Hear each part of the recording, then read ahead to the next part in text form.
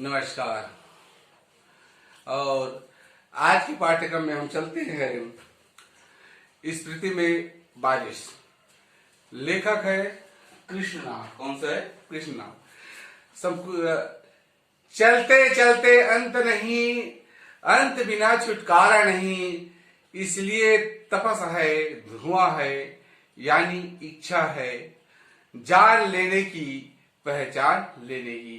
लद्दाख, आप जानते हो जम्मू कश्मीर एक स्थान है लद्दाख, कारगिल, द्राक्ष, बटाली, पूंछ सेक्टर, जहां पर कारगिल युद्ध हुआ था।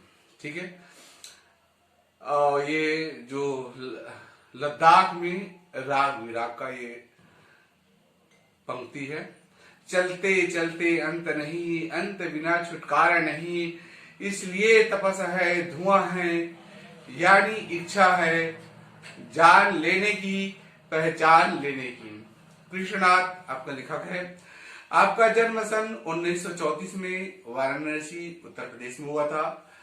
प्रमुख रचनाएं लद्दाख में राग विलास, किन्नर, धर्मलोक, स्मृति में बारिश, पृथ्वी की परिक्रमा, हिमालय यात्रा, अरुणाचल यात्रा, बौद्ध निबंधावली, हिंदी और अंग्रेजी में कई पुस्तकों का संपादन। आपको सम्मान मिला हुआ था, लोहिया सम्मान। आपकी मृत्यु सन 2016 में हुई थी। इस प्रकार से इसका संक्षिप्त जीवन परिचय है। अब पूरे पाठ को चलते हैं। स्मृति में बारिश, वर्षा जैसे बरसा बिगद सरदरी तु आई, लक्ष्मण देखहु परम सुहाई, राम सिया राम सिया राम जय जय राम। पुस्तक निकालेंगे, पृष्ठ क्रमांक 70। अब चलते हैं स्मृति में बारिश, है ना। वर्षा। सदगुरु हम सोरीच करी, कहियो एक प्रसंग, बरस्या बादल प्रेम का, और भीग गया सब अंग। कवि की पंक्ति है। वास्तव में वर्षा वर्षा ऋतु होती है, वर्षा रानी कहा गया है। चलते हैं स्मृति में बारिश। स्मृति कहां पर, इसको देखते हैं। स्मृति हिमाचल प्रदेश के लाहौल स्पीति जिले की तहसील है। लाहौल स्पीति का यह योग भी आकस्मिक हुआ है, यह जोड़ हुआ है वो आकस्मिक हुआ है। इनमें बहुत योगायोग नहीं, ऊंचे दर्रे, दर्रा जानते ना, सबसे बड़ा दर्रा कौन सा जल बताओ भारत में? नाथुला दर्रा, है ना। हिमालय की चोटी में देखेंगे तो वहां नाथुला दर्रा है ना, याद रखेंगे इसको, एक एक नंबर का उत्तर आता है। ऊंचे दर्रों और कठिन रास्ता के कारण इतिहास भी कम रहा। इतिहास है ना, जो देखते हैं भौगोलिक रचना कहीं भी छुपा हुआ है, आज उसके कोई इतिहास नहीं है। इतिहास गवाह बोलते ना, कोई घटनाक्रम चलता है तो वहां जानकारी ही नहीं है, क्योंकि भौगोलिक दृष्टि से दुर्गम है, कठिन है वहां पर जाना, इस कारण उसका इतिहास नहीं रहा है। प्रश्न भी बनता है कि स्मृति का इतिहास क्यों नहीं बना। ठीक है। अलंघ्य, जिसको लांघना, मुखम करोति वाचलम, लंघते पंगुलंघते गिरिम, यत् कृपातमहं वंदे परमानंद माधव। जिनकी कृपा से गंगा बोलने लगता है, लंगड़ा पर्वत को पार कर जाता है, उस परमानंद माधव की मैं वंदना करता हूं। ये लंघ शब्द का है, लांघना होता है। अलंघ है जिसको लांघा नहीं जा सकता है। अलंघ भूगोल, भूगोल, भू माने पृथ्वी, गोल माने गोलाकार, पृथ्वी का गोलाकार स्वरूप का ही भूगोल कहलाया जाता है। ठीक है। अलंघ भूगोल यहाँ का इतिहास का एक बड़ा कारक है, कारण है। अब जबकि संचार में कुछ सुधार हुआ, संचार के साधन है ना, आपका हाथ तो खाली नहीं रहता है। 24 घंटे में 18 घंटा तो आपका मोबाइल हाथ में रहता है, पता नहीं क्या क्या देते। और जब हम वीडियो बनाकर भेजते हैं, सिर्फ चालू कर देते हो, अध्ययन पठन पाठन नहीं होता। पिछले भी वीडियो भेजा गया था अभी मंगलवार को, 26 लोग नहीं देखे हैं। क्या है, हम इतनी मेहनत करके समय निकाल कर हम आपके लिए वीडियो बना रहे हैं, विषम परिस्थितियों में वीडियो बनाया जा रहा है यहाँ, और आप लोगों की मोबाइल को देखते तक नहीं, बस स्विच आप चालू कर दिए, थोड़ा सा देखे बंद, यानी प्रेजेंट नहीं बेटा, अपने आप को धोखा नहीं दो। हमको क्या धोखा दोगे बेटा, हम तो पढ़ा रहे ना, आपको जीवन सुधारना है, पढ़ाई पर ध्यान नहीं दोगे। आज दिसंबर पार होने वाला है, 18 दिसंबर को हमारी छुट्टी रहेगा, और शुक्रवार उसमें भी वीडियो नहीं होगा, सप्ताह में एक या दो ही तो वीडियो भेजा जा रहा है, उसको भी आप ध्यान से नहीं पढ़ोगे, अच्छी बात नहीं है। बहुत शिकायत मिली कि आप लोग हमेशा वीडियो से चिपके, मोबाइल से चिपके रहते हैं। जो पाठ पढ़ाएगा उसको देखो ना भाई, मैं मना नहीं करता हूँ कि समय समय पर देखिए, और आपका जो बहुत जरूरी हो पढ़ाई है, पढ़ाई पर विषय ध्यान दीजिए। चल आगे चलते हैं। आज जबकि संचार मतलब फैलावा है ना, पूरा ब्रह्मांड मुट्ठी में है, पूरा ब्रह्मांड मुट्ठी में है, और हर चीज जानकारी है, गूगल में चल जाइए, आपको हर एक प्रश्नों का उत्तर मिल जाता है, ये चीज है। आज अब जबकि संचार में कुछ सुधार हुआ है, तब भी लाहुल स्फीति का प्रयोग प्रायः वायरलेस सेट होता है ना, वो खंभे में चढ़ करके सीधा सेट करते हैं, बातचीत करते हैं के जरिए, जो केलंग और काजा के बीच खटकता रहता है। केलंग और काजा के बीच की जो दूरी है बहुत दूर है, और आना जाना है। अब हमको यहाँ खेत गए हो, वह बहुत दूर दूर, हमारे यहाँ से 2 किलोमीटर खेत है, अब वहां कोई सामान भूल गया है, अब फिर लाओ ले जाओ, परेशानी होती है। अब मोबाइल का फलाना चीज भूल गया, चाबी भूल गया, कहाँ रखा पता नहीं, अब उसको पता करेंगे तो फोन लगाओ, फोन से बात करते 2 मिनट पता चल जाता है। संचार का साधन है ये, यानी हमारी बातों को दूर तक संदेश देने का कार्य करते, उसको संचार का साधन कहते हैं। कई साधन है, आगे चलते हैं। तो केलंग और काजा के बीच खड़कता रहता है, फिर भी केलंग के बादशाह को भय लगा रहता है। बादशाह माने राजा है ना, राजा है, तो राजा को कहा है कि किस बात का डर है, क्योंकि जो काम सुविधा को सौंप दिया गया है, और वहां आने जाने का कोई साधन नहीं है, बातचीत करने का कोई जरिया नहीं है, तो वहां की स्थिति परिस्थिति के बारे में जानकारी कैसे करें, इसका भय लगा रहता है कहीं बगावत ना करे। मिर्जाफर का नाम तो सुने हो ना, बंगाल का नवाब है ना, और मिर्जाफर राजा के से बगावत करके खुद उसको मरवा डाले और स्वयं शासक बन गए। ये मिर्जाफर गद्दार जिसको कहते हैं, है ना, धोखा देना, ये तो डर लगा रहता है कि कहीं मेरे खिलाफ प्रजा को भड़का ना दे और बगावत में उतर ना जाए, इसका उसको भय लगा रहता है, क्योंकि संचार का साधन नहीं है।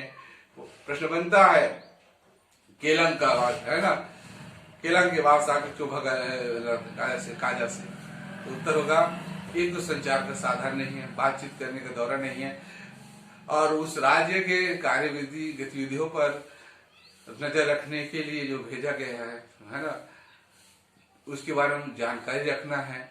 ये सब चीज का अभाव होने के कारण केलंग के बादशाह काजा से डरता था। ठीक है, ये सूबेदार की आज्ञा का, सूबेदार उसकी अवज्ञा तो नहीं कर रहा है, कहीं बगावत तो नहीं करने वाला है, लेकिन सिवाय वायरलेस सेट पर संदेश भेजने के वह कर भी क्या सकता है। बसंत, ऋतुओं का राजा बसंत कहा जाता है। चलिए आप बताइए अभी कौन से ऋतु चल रहा है, जब विसरेंगे तो टिक लगाना, तो हमको जानकारी कौन से ऋतु है। वर्षा, विगत, शरद ऋतु आई, लक्ष्मण देव को परम सुहाई, 6 ऋतुओं में से कौन से ऋतु चल रहा है, इसका नाम क्या है, जब भी क्लास में पता करेंगे, है ना, हम नहीं बताएंगे अभी। तो बसंत, इसको बसंत जानते हैं, राज्य उत्सव, बसंत उत्सव कहते हैं। गर्मी में देखेंगे है ना, फाल्गुन माह है ना, कि 30वीं तिथि को यह त्योहार हम लोग मनाते हैं, होली का त्योहार मनाए जाते हैं, वसंत उत्सव से मनाया जाता है। बसंत पंचमी, ऋतुराज बसंत का आगमन होता है, सरस्वती पूजा के जब करते हो वो बसंत ऋतु है। ठीक है ना, और वर्षा, विगत, शरद ऋतु, तो वर्षा काल के बाद शरद ऋतु आता है ना, अब बीच का ऋतु जो छूटा है वही उसका उत्तर है, ध्यान संकेत है।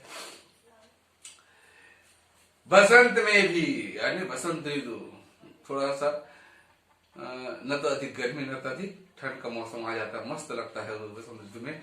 और 170 मील जाना कठिन है, वहां जाना है, यहाँ से काजा और स्पीति की दूरी 170 मील बहुत दूर होता है बेटा।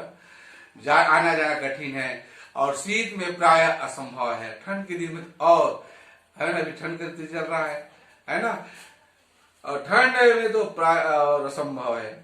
प्राचीन काल, अब चलते हैं प्राचीन काल में शायद स्पीति भारतीय साम्राज्यों का अनाम अंग रही हो। स्पीति को कोई जानते नहीं थे, अनाम जो बिना नाम का, गुमनाम है ना, जिसका नाम विलुप्त हो गया हो। तो भारतीय साम्राज्य में जितने भी शासक हुए थे, शासन किए थे, उसमें अनाम अंग रही हो। जब से साम्राज्य टूटे तो यह स्वतंत्र रही है, स्वायत्त है, स्वतंत्र है।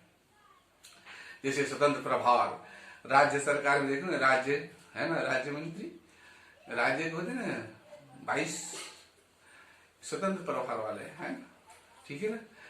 ये देखेंगे लोकसभा और राज्यसभा, राज्यसभा के सदस्य चुने जाते हैं बेटा, है ना, इसको वोटिंग नहीं हो जाता है, मनोनीत किया जाता है और इसमें विभिन्न 12 क्षेत्रों से लिया जाता है और मंत्री बनाया जाता है, उसको चुनाव लड़ना नहीं पड़ता है, ठीक है। और स्वतंत्र रही।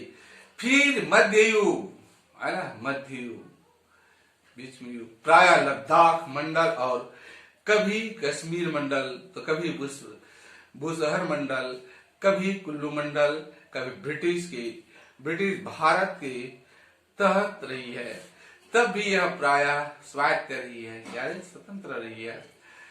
इसकी स्वायत्तता भूगोल ने सिरजी है, भूगोल ही इसका रक्षा करता है, यानी भौगोलिक स्थितियां कहते हैं ना। जैसे ये हम लोग क्या मध्य में रहते हैं, मैदानी भाग में रहते हैं, पठारी भाग नहीं है, समतल मैदान भाग में है ना। पर्वतीय क्षेत्र, पठारी क्षेत्र और जो गंगा किनारे, नदी किनारे रहते हैं ना, दोमट मिट्टी जहाँ होती है, ये सब अलग अलग है ना। नीचे क्षेत्र एकदम तलहटी समुद्र जो है, समुद्र का तलहटी मैदान, ये सब अलग अलग क्षेत्र रहता है, पर्वत, पठार, मैदानी भाग है ना, सब ये सब चीज लगा रहता है। ये भौगोलिक स्थिति पर दर्शाते हैं। हाँ ठीक, इनकी सहायता भूगोल से है, इसकी रक्षा स्वयं भूगोल करता है। भूगोल ही इसका संहार भी करता, मारता भी है, संहार करता है ना। पहले कभी उन राजाओं का कोई हरकारा आता था, हरकारा जानते हो बेटा, डाकिया डाक लाया, संदेश लाने ले जाने वाले को हरकारा कहते हैं। पहले एक हरकारा हुआ करता था, उसके गले में वो घांघरा जानते हो ना, घुंघरू बांध दिया जाता और बड़ा सा डंडा देता और दौड़ते दौड़ते जाते यहाँ से वहां संदेश पहुंचाने, इसको हरकारा कहते हैं, संदेश। उसके बाद डाकिया, अब देखो कौन है, पत्र व्यवहार सिर्फ कागजी कार्यवाही जो कार्यालय में है, ऐसे नहीं है। पहले लिखते हैं चिट्ठी आई है चिट्ठी आई है, बड़े दिनों के बाद हम बेवतनों को यार, वतन की चिट्ठी आई, ऐसे गाना गाते ना, ऊपर मेरा नाम लिखा है अंदर पैगाम। ये गाना आपने अच्छी तरह सुना हुआ। पहले पत्र व्यवहार हुआ करते, आज तो मोबाइल के माध्यम से घर बैठे हर कार्य हो रहा है।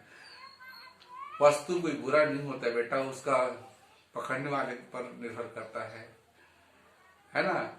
आप सदुपयोग करोगे तो बहुत बड़ी चीज है, आपके पास मोबाइल है। आपके माता पिता ने ऊंचे मोबाइल आपके खातिर लिए है बेटा, और उसकी इच्छाओं को मर्दन ना करे, ये मेरा संदेश है। चलो आगे चलते हैं। पहले कभी उन राजाओं का कोई हल्का राजा का दूत संदेश वाहक आता था, तो उसके आते जाते का अल्प बसंत बीत जाता, छोटी सी बसंत ऋतु, बसंत जानते ना।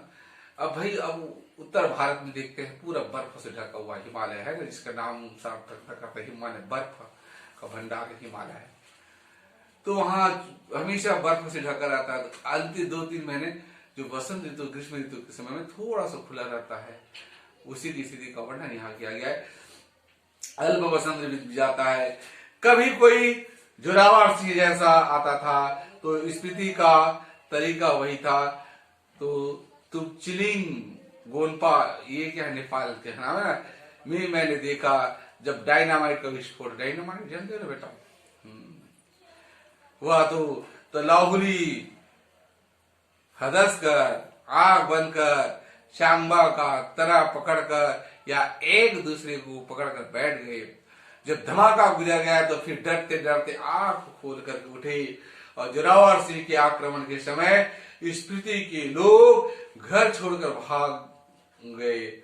उसने स्पीति को और वहां के विहारों को लूटा। यह प्रतिकार में विरोध, कोई विरोध नहीं करता। जैसे गब्बर सिंह का था सोले पिक्चर में देखना, कोई विरोध करता क्या? नहीं कर सकता है। बाद में तो हीरो ही होता है बेटा, है नायक, है ना, तभी नायक कहलाता है ना। तो ये जो गुंडा है किसमें है ना, कौन, जैसे सोले का गब्बर सिंह टाइम में आते हैं तो सब आंख बंद कर लेते हैं ना, और उसका कोई विरोध नहीं, आंख बंद, जो करना है सो करो। और चामगा जैसे आज जो क्या बोलते हैं, कहनाज बोलते हैं, ऐसे लगा दिए रहते हैं और सब पकड़ कर एक दूसरे को पकड़ कर बैठ गए थे। और जब डायनामाइट विस्फोट हो जाता, चुपचाप हो जाता, फिर डरते डरते आंख फोड़ करके उठे। जोरावर सिंह के आक्रमण के समय स्पीति के लोग घर छोड़कर वो भाग गए। उसने स्पीति को और वहां के व्यवहारों को लूटा। यह अप्रतिकार शायद स्पीति को सुरक्षा की पद्धति है। आगे चलते हैं अगला पैराग्राफ में। स्पीति में जनसंख्या लाहौल से भी कम है। स्पीति में जो जनसंख्या, लाहौल की जनसंख्या भी कम है ना। जैसे हम लोग छत्तीसगढ़ के है ना, गांव में चला है, आप जैसे जंजगिरी में रहते हो, चरोदा में रहते हो, कहीं चरोदा तो शहर में आ जाता है, नारदी है, मटंग है, सबका संख्या में देखो एक एक गांव में 2000, 3000, 2500 की जनसंख्या आबादी है। और वहां किलोमीटर में 4 जने 5 जने रहते हैं, है ना। ये ठीक। स्पीति की जनसंख्या बहुत लाहौल से कभी कम है। जनगणना देखते हैं, भारत में पहली जनगणना कब हुई? प्रश्न उत्तर आप क्या रखेंगे, है ना। पहला कब हुआ, अभी कब हुआ, अभी जैसे, और ये हमेशा जानते हैं ना बेटा। अब होगा 21 में जनगणना होगी, है ना। 90, 91, 81, 71, 61 में 51, ये 10 साल के बाद हमारे यहाँ जनगणना होते हैं। हर 10 वर्ष में जनगणना चालू हो जाते हैं, है ना। तो 1901 जनगणना के अनुसार मात्र वहां कितने लोग थे? 3231 रही। 71 की जनगणना के अनुसार 7196, इतना बड़ा क्षेत्र है ना, जिला है। वो तो एक एक गांव की जनसंख्या बतौर समझ सकते हो। जैसे आपके गांव तो 5000, 6000 जनसंख्या हो गया, हमारे तो 4000 जनसंख्या है। अब बताओ पूरे क्षेत्र का जनसंख्या कितना है? 3231। कब? 1900। प्रश्न बनता है 1991 में स्पीति की जनसंख्या कितनी रही है ना। 71 की जनगणना के अनुसार 7196 है। और इसका क्षेत्रफल जानते हैं, लंबाई गुनी चौड़ाई बराबर क्षेत्रफल, ऐसे जो बोलते हैं आपके गणित वाले हो। इसका क्षेत्रफल मुझे 1971 की जनगणना में लाहौल के साथ जोड़कर मिला है, जो कि 12,015 वर्ग किलोमीटर है। स्पीति का अलग क्षेत्र नहीं दिया गया, उसका कोई अलग सा क्षेत्र दिया, भाग नहीं दिया गया है। इंपीरियल गजेटियर ऑक्सफोर्ड, जिसको कहते हैं ऑक्सफोर्ड, 1908 खंड 23 के अनुसार यह क्षेत्रफल 2155 वर्ग मील है। इस तरह स्पीति की जनसंख्या प्रति वर्ग मील कितना है? 1 किलोमीटर, है ना। 1 किलोमीटर बताओ, उतनी जनसंख्या में मात्र 4 लोग से भी कम है। 1901 में यह प्रति वर्ग मील 2 से भी कम थी, पहले कम थी, अब बढ़ गया है। स्पीति लाहौल का प्रशासन ब्रिटिश राज से भारत को जस का तस मिला, जैसा मिला था ब्रिटिश शासन काल में, अंग्रेजों के शासन काल से जो क्यों है। अंग्रेजों को यह 1846 में कब मिला था? 1846 में कश्मीर के कौन थे? राजा गुलाब सिंह। कश्मीर के राजा क्या नाम है? राजा गुलाब सिंह के जरिए मिला था। याद रखेंगे नाम को। क्या नाम था कश्मीर के राजा का नाम? गुलाब सिंह। गुलाब मत करते रहना, है ना। अंग्रेज इनके जरिए पश्चिम तिब्बत, जानते हो ना, चीन, है ना। भारत के ऊपर भाग में देखेंगे, भारत, नेपाल, भूटान जैसे भारत का अभिन्न अंग रहा है ना। तो तिब्बत पठार देखोगे ना। तो तिब्बत में अंग्रेजी साम्राज्य में दूरगामी हित भी थे। दूरगामी, दूर तक की सुनने वाली है। जो भी हो, 1846 में अब कौन कौन से नाम देखेंगे, कुल्लू, लाहौल स्पीति ब्रिटिश अधिनता में आए, पहले सुपरिटेंडेंट के अधीन थे। फिर 1847 में कांगड़ा है, ऐसे कांगड़ा है, कश्मीर की जिला कांगड़ा है, कांगड़ा का गाना गाना सुनते हैं, क्या गाना गाते जोरदार है। और उसके शरीक कर दिए गए। लद्दाख मंडल के दिनों में भी स्पीति का शासन एक नोनो स्थानीय शासक का नाम है, नोनो द्वारा चलाया गया था। ब्रिटिश भारत में कुल्लू के असिस्टेंट कमिश्नर के समर्थन से यह नोनो कार्य करता रहा। इसका अधिकार क्षेत्र केवल द्वितीय दर्जे के मजिस्ट्रेट के बराबर, इसका दर्जा क्या था, अधिकार क्या था, द्वितीय दर्जे के मजिस्ट्रेट के बराबर था। लेकिन स्पीति के लोग इसे अपना राजा ही मानते थे, राजा नहीं तो दमयंती जो रानी मानते। राजा है ना, राजा नल और दमयंती की कहानी आपने सुनी होगी है ना। इस तरह से आज के पाठ्यक्रम को यही पर विराम दिया जाता है और पढ़ाई में विषय ध्यान देंगे बेटा। सम्मान माह चल रहा है, इस महीने में 2-3 वीडियो भेजा जाएगा हिंदी में, और हमारे पास 2 पाठ गद्य का बाकी है और 3 या 4 पाठ आपको पद्य को पढ़ा दिए हैं, तो तेजी करेंगे, उसे हो जाएगा। जय हिंद।